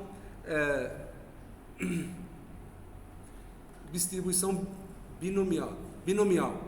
Por exemplo, a possibilidade... O que é distribuição binomial? É uma distribuição por probabilidade discreta que descreve o número de sucessos e uma sequência de ensaios de Bernoulli independente. Você quer saber, se você jogar moeda 50 vezes, quantas coroas que você vai ter? Esse basicamente segue uma distribuição binomial. Ou você vai ter quantas, por exemplo, ou quantas coroas em seguida você vai ter. Né? Então, esse que te dá uma distribuição. A princípio é uma pergunta difícil, mas tem uma equação matemática. Você joga moedas N vezes, então é isso, N é número de ensaios, você vai jogar moeda 50 vezes, e K é número de sucesso. Esse K, quanto vai ter moedas? Então, quando você for fazer uma aposta, você pode fazer isso. E P é a probabilidade de sucesso em cada ensaio. Nesse caso, uma jogo de moeda, probabilidade é meio, né? Meio sucesso, meio errado. Então você vai inserir os números aqui e vai te dar a probabilidade. Ou jogar dados. Você joga 50 vezes dados, qual é a probabilidade de você tirar, sei lá, 15 vezes o lado 6? Esse que vai dar uma distribuição para você. Porque aí você pode controlar risco, coisas desse tipo. Outra distribuição é distribuição de Poisson. Distribuição Poisson te dá estimar a probabilidade de uma coisa que acontece raramente. Distribuição tem essa cara, tá? Tem um parâmetro livre, esse é a média. Mas basicamente é isso. Por exemplo, ao observar o número de e-mails recebidos em uma caixa de correio eletrônica a cada hora, a da distribuição é distribuição de probabilidade. O número de clientes que entram em uma loja em 5 horas, você pode descrever com uma distribuição de Poisson. Então, esse permite avaliar a probabilidade de ocorrências raras. E são ferramentas valiosas na análise de dados. Você pode verificar, por exemplo, a probabilidade de enchentes. probabilidade de acontecer terremotos. São eventos raros que acontecem. Aí você, basicamente, aqui tem um parâmetro livre, essa é a equação. Esse parâmetro livre que você tem que determinar baseado em seus dados. Então você tem os dados históricos, e aí você, baseado nesses dados históricos, você monta a sua distribuição. Lembrando que aqui a gente tem dados e você fita, você descobre a distribuição, ou seja, determina esse lambda, aí você pode prever a probabilidade de enchentes no ano que vem, no ano seguinte e assim adiante. Então, essa é uma distribuição importante. Então, esse lambda é basicamente um número médio de eventos por intervalo. Nos últimos 100 anos, quantos enchentes aconteceram? Usando esses dados, você vai poder prever a probabilidade de acontecer enchente no ano que vem. E você vê que no início começa a piorar, a probabilidade aumenta, e quando não acontece, começa a diminuir. Coisas desse tipo. E tem uma distribuição normal, é uma distribuição que acontece muito na natureza. Por exemplo, a distribuição de altura de pessoas de uma cidade segue uma distribuição normal.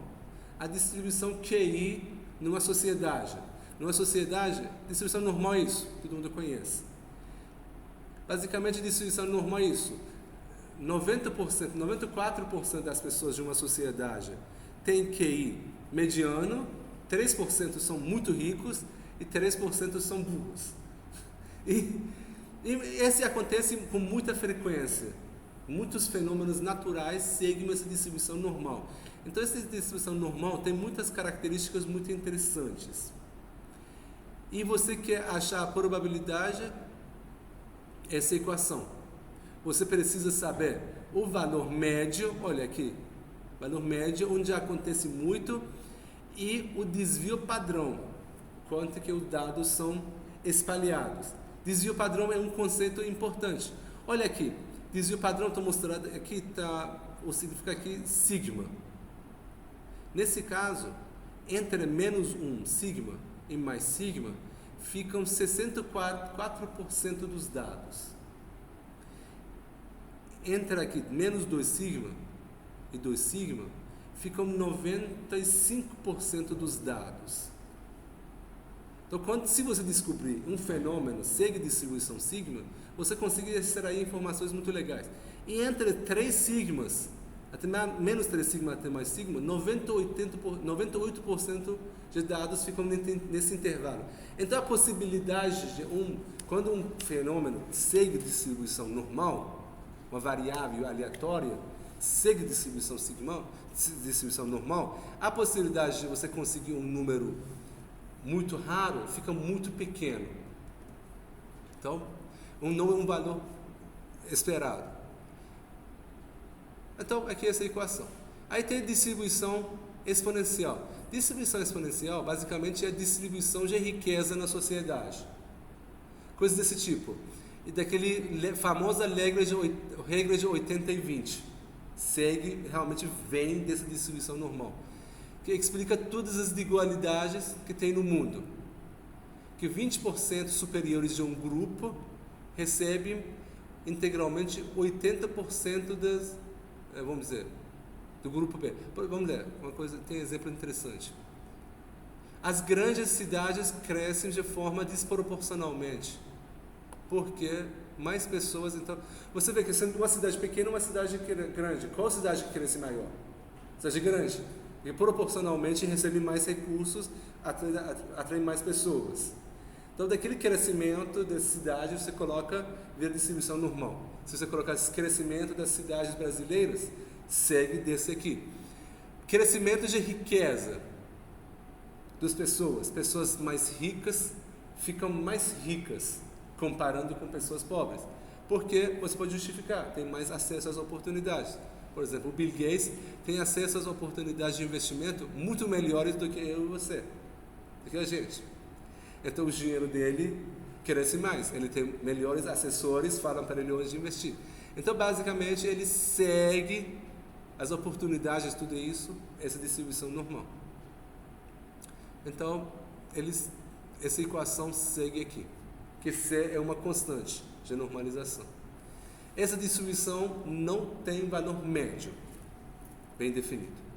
Distribuição uniforme, pô, que figura feia, que tudo é igual. Você joga dados, a probabilidade de sair de cada número é igual. Então, basicamente, tudo é democrático. A figura ficou ruim no fundo preto. Mas a probabilidade é 1 sobre B menos A.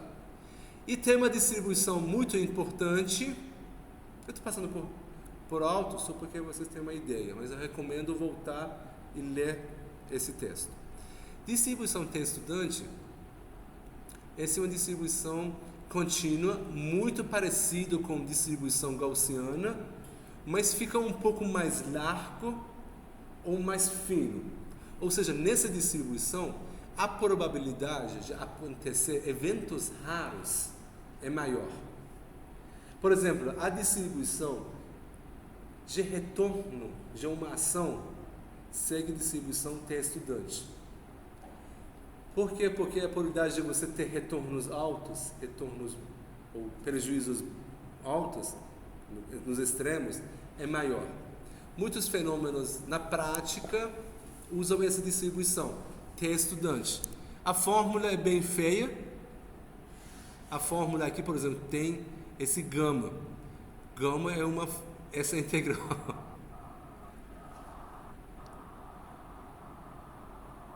Tem uma câmera ligada.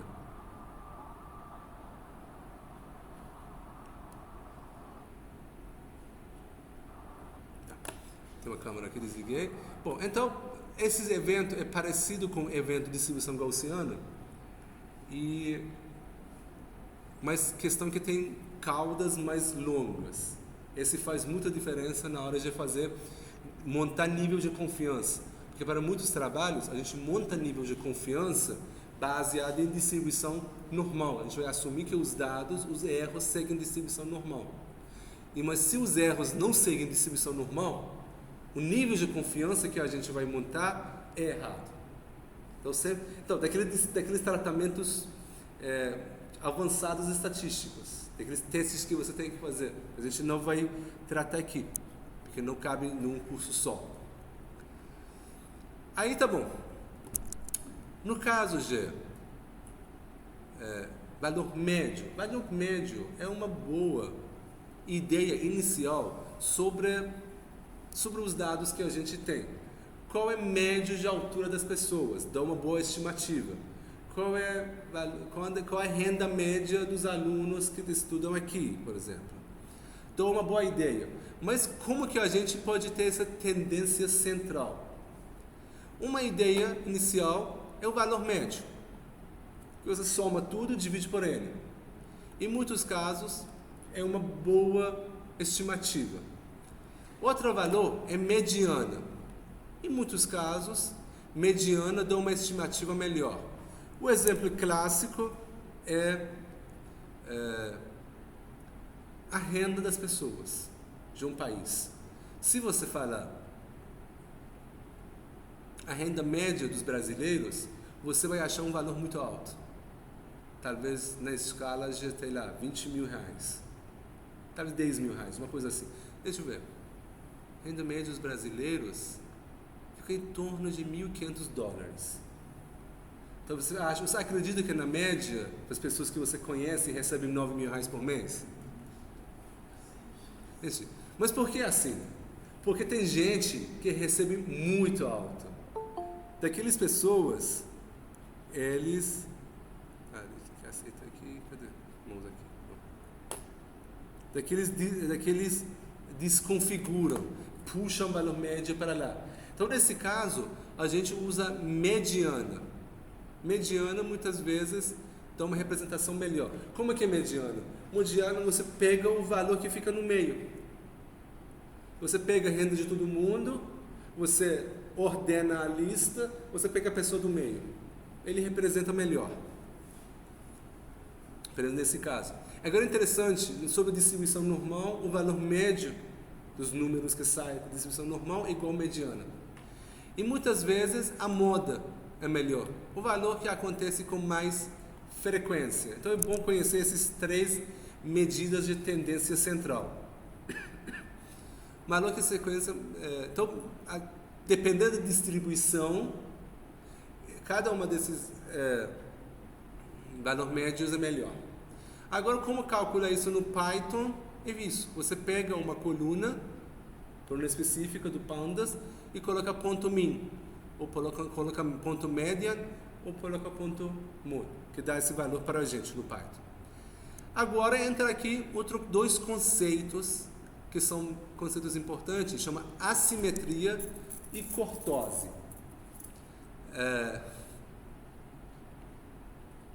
Assimetria tem essa equação. Meio chato. Vamos ver o gráfico. E cortose também.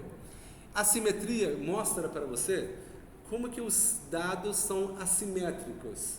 Porque muitas vezes você fala desse igual sobre renda das pessoas. A distribuição de renda das pessoas ou distribuição de um tipo de dados que você tem pode ser inclinado para um lado. Aqui tem um gráfico. Deixa eu colocar, a gente ver um gráfico aqui. Por que eu não coloquei gráfico? Só coloquei gráfico. Tá.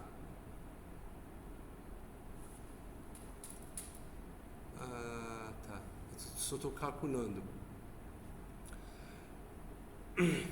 Então você tem uma distribuição dos dados, os dados não são assimétricas. Nesse caso, o valor médio não fica no meio dos dados. Esse também é muito importante, te dá ideia, por exemplo. Você calcula lucro de uma empresa, retorno de uma empresa. Você pode ver se tem uma assimetria ou não. Não adianta você calcular retorno médio. Você tem que ver a distribuição dos retornos, você vê que, olha, tem inclinado para retorno negativo.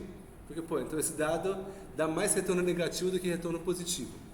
E esse cortoses, que é a equação aqui, esse cortose significa como que os dados são mais largos, igual distribuição T-estudante.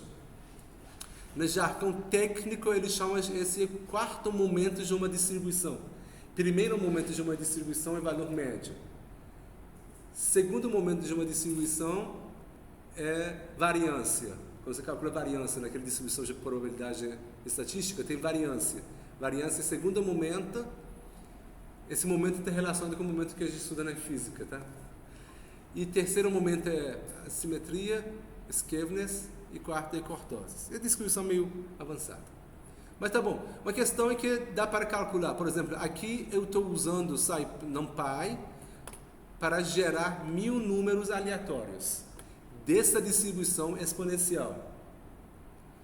Aí eu posso pegar, calcular esse skewness, assimetria e cortoses. Aí eu botei distribuição exponencial, isso. Tem muito distribuição. Aqui, olha, aqui estão aparecendo eventos raros. Mas acontece. Isso é importante. Acontece. Daquele cliente que você acha bom, você vai dar um limite alto no cartão de crédito, mas não vai pagar, vai fugir. Então, esses eventos raros que a gente tem que prestar atenção. Eventos raros são importantes quando você quer detectar um fraude, detectar uma anomalia nos dados. Então, quando você vê seus dados seguem uma distribuição normal, tem poucos eventos raros. Quando você pega seus dados seguem uma distribuição com cortoses altas, esses dados significa que vai ter muitos eventos raros. Isso basicamente vai deixar de ser raro. Então você tem que prestar atenção. Se você fazer sua análise baseada em distribuição normal, aí vai aparecer muitas coisas raras que você não tinha previsto na sua modelagem. Aí você vai se ferrar. Aí calculei assimetria é isto e cortoses é isto. Então esse influencia do tipo de modelo que a gente vai escolher. Então por isso, eu falei exatamente, por isso quando os dados são altamente assimétricos ou um cortose extrema, métodos assumem uma distribuição normal, não podem ser utilizados. Quando a gente for estudar métodos de machine learning, eu vou citar, olha, esse método é robusto ou não robusto para dados com assimetria ou não. Agora, medidas de variabilidade. Variabilidade, uma coisa mais comum que a gente usa é variância. Basicamente, como que a gente calcula a variância? O que significa variância? Imagina, você tem 5 dados. Um exemplo bem simples, bem bobo. Você tem 5 dados. Menos 2, menos 1, 0, 1, 2.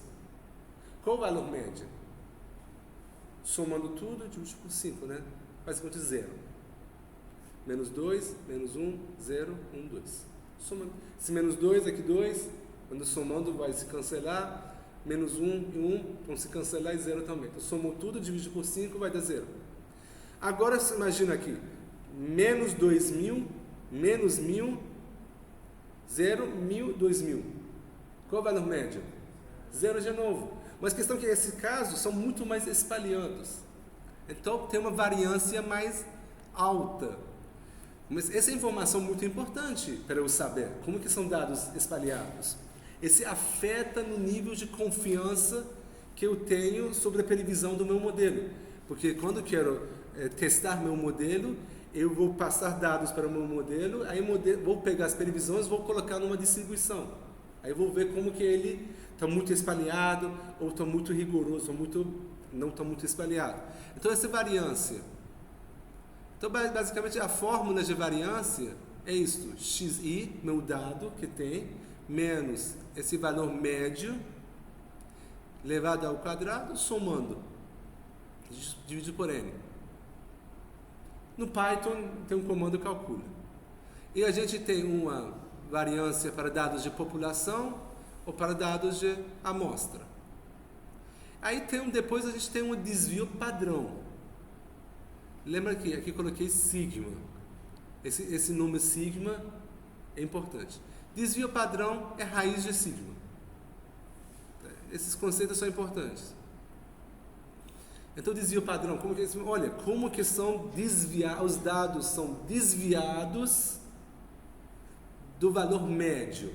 São muito desviados do valor médio ou tudo fica bem próximo. Quando sigma é muito grande, os dados são muito espalhados ao redor do valor sigma. Quando o sigma é menor, você olha, então, os dados são bem juntinhos. Aí entra um assunto muito importante. Chama intervalo interquartil. O que significa? Bom, na linguagem técnica, significa a diferença entre o terceiro quartil e o primeiro quartil. Isso não adianta nada. Agora, qual é a primeira então? Basicamente é o seguinte. Então, a distribuição é isso. A diferença entre Q3, terceiro quartil, menos Q1. Não ajudou nada. O que significa?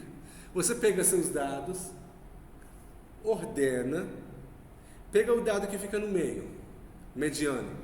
Esse que o que fica antes, o que fica depois. Tá? Então, um grupo vai ficar antes ou fica depois.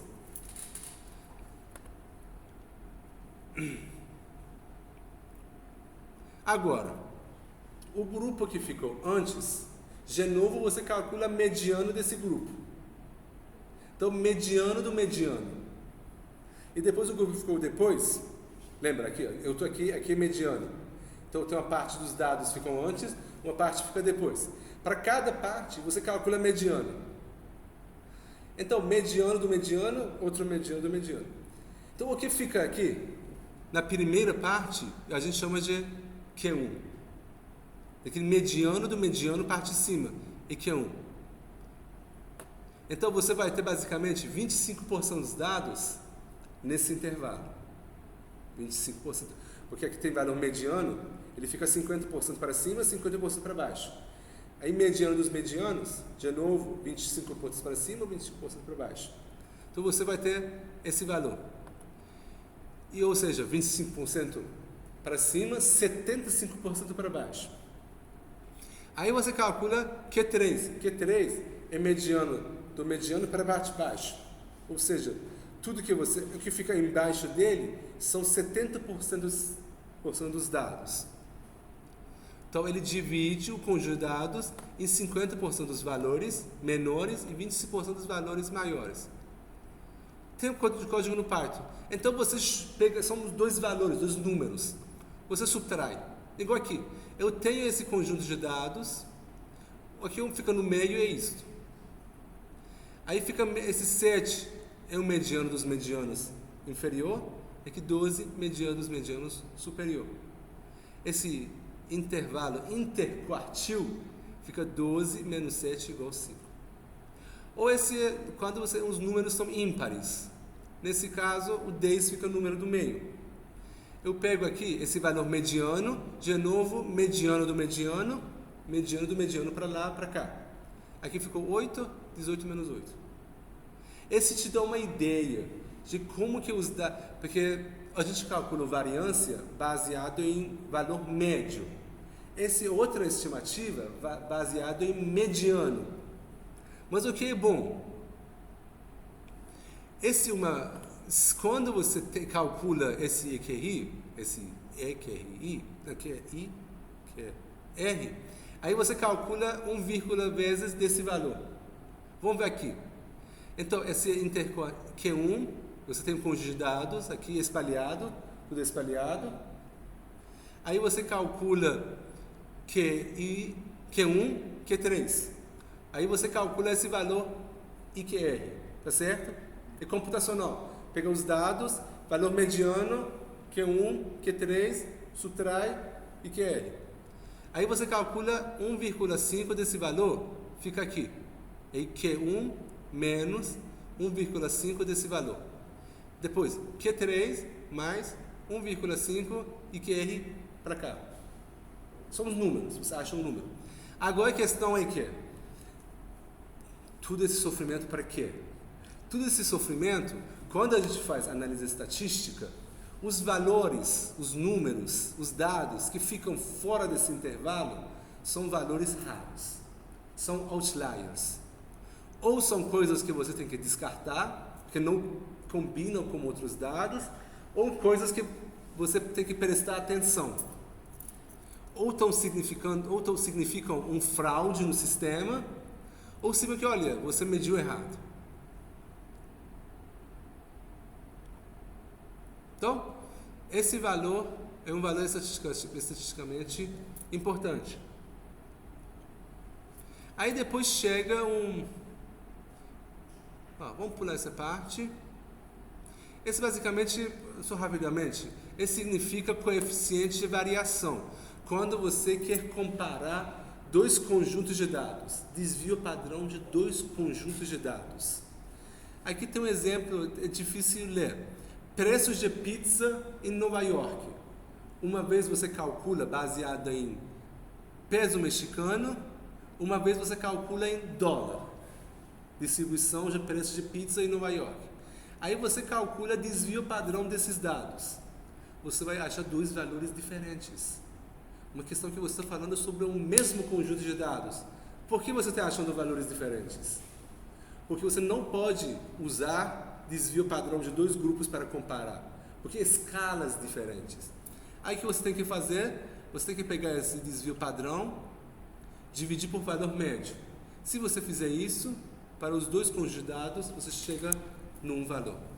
Então, quando você está comparando dois conjuntos de dados, nunca compara desvio padrão deles. Compara coeficiente de erro.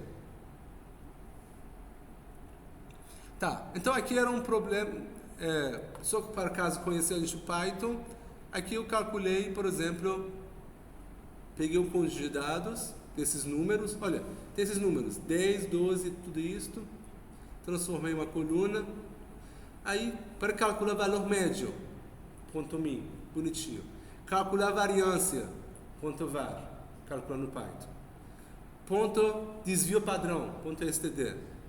Agora eu quero calcular quartil, que é IQR que falei. O Python tem, você coloca daquela coluna, ponto quartil, 0,75, esse daqui é 3, menos 0,25. Aí aqui eu plotei,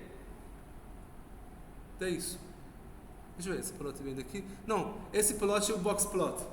A gente já aprendeu o box plot. O box plot exatamente funciona para isso. Então, ele aqui mostra o limite baixo, ou seja, Q1 menos 1,5 e QR1. Deixa eu voltar para cima. Isso aqui. Box plot aqui. Esse é um box plot. Então aqui mostra para você, mostra aqui. Nesse caso, todos os nossos dados caíram nesse intervalo. Aí, eu estou pegando... Bom, esse outro exemplo para mostrar a coeficiente de variação. Eu tenho dois conjuntos de dados. Obviamente, o segundo conjunto é 10 vezes o primeiro conjunto. Quando eu calculo o desvio padrão, são diferentes. Quando eu calculo coeficiente de variação, são iguais. Então, eu posso comparar. Agora, vamos ver como detectar um outlier usando IQR. Eu tenho esses dois números, esse conjunto de dados, menos 10, 10, aí tem o número 100. Aí eu calculo aqui IQR, depois IQR menos 1, bom, esse Q1 menos IQR. Eu tô, em vez de usar box plot, eu estou montando box plot. Aí depois, outro lado, aí estou colocando outlier. Os dados que ficam abaixo do limite inferior ou acima do limite superior. Printando aqui. Cadê? IQR deu 15, esse menos 10, 80 e 100 ficaram para fora, porque eram diferentes dos restos dos dados. E se você fizer um box plot, ele mostra para você. Então, por isso que a gente sempre tem que usar box plot para entender nossos dados. Daquele parte de preparação de dados. Aí vai mostrar para vocês dados de outliers. Aí você tem que ir lá e procurar a natureza desses dados. Por que outlier? Olha, acabou. Então eu deixo o resto para a próxima aula. Então agora está na hora de fazer chamadas. Eu vou fazer chamada, galera, presencial. Bom, então eu encerro a aula aqui e vou falar sobre o resto na próxima aula. Então, pessoal, espera aí que eu vou colocar a chamada, tá?